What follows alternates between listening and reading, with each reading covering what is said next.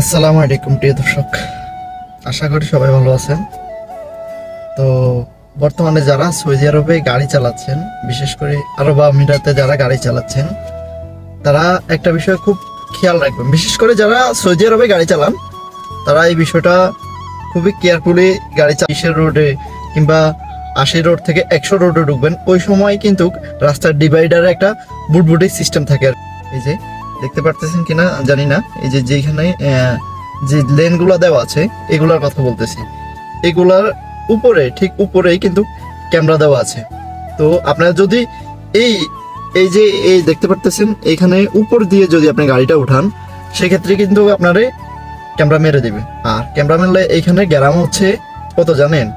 225 Real, Bangla টাকায় যা পড়ে 7312 টাকা আপনি এটার জরিমানা দিতে হবে। যদি এটা 1 মাসের ভিতরে না দেন, সেক্ষেত্রে আপনার এই গ্রামে 300 রিয়াল। যদি আপনি এই গ্রামাটা 1 মাসের ভিতরে না দেন, 1 মাসের পর্যন্ত টাইম দেয়, 1 মাসের ভিতরে যদি আপনি দেন 25% ছাড় দেয়। তো 25% ছাড় দিয়ে হচ্ছে 225 টাকা। আর যদি 1 মাসের ভিতরে আপনি না দেন এই গ্রামাটা, তাহলে হবে আপনার 300 রিয়াল। ঠিক আছে, 300 রিয়াল বাংলা টাকায় অর্থাৎ 10,000 টাকার কাছাকাছি একটা অ্যামাউন্ট এসে দাঁড়ায়।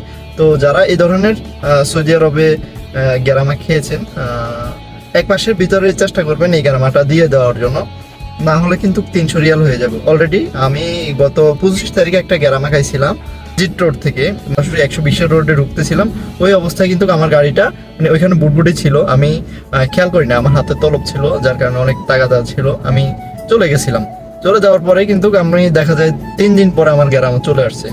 আমি 25 তারিখে গ্রামা খাইছিলাম, আমার গ্রামা আসছে 28 তারিখে। তো এই বিষয়টা খুব সাবধান থাকবেন। অনেকে জানেন, অনেকে হয়তো বা জানেন না।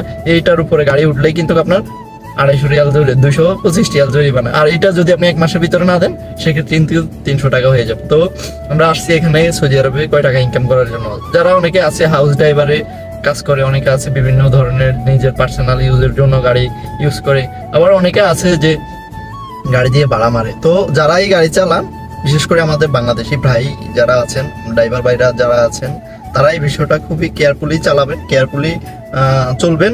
যেহেতু গ্রামা না আসে, দেখেন ভাই আমরা এখানে আসছি কয় টাকা ইনকাম করার জন্য। যদি আমাদের এইভাবে গ্রামা আসে, সেক্ষেত্রে কিন্তু আমরা বাংলাদেশে টাকা পাইতে পারবো না। আর আপনি একটা জিনিস খেয়াল রাখবেন, যতদিন পর্যন্ত আপনি এই গ্রামা দিবেন না, মানে গাড়ির গ্রামা যতদিন পর্যন্ত আপনি দিবেন না, ততদিন পর্যন্ত কিন্তু আপনার আকামা হবে না, বাংলাদেশও আপনি যাইতে পারবেন না।